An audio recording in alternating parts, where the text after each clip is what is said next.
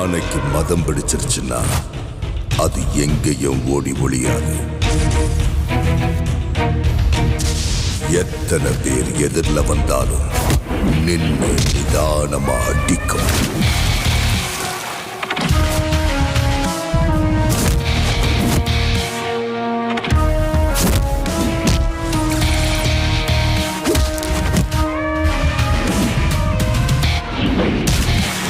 ஒரு படையோட வலிமை அதை வழி நடத்துற தலைவன் கொடுக்கிற நம்பிக்கையில தான் இருக்கு.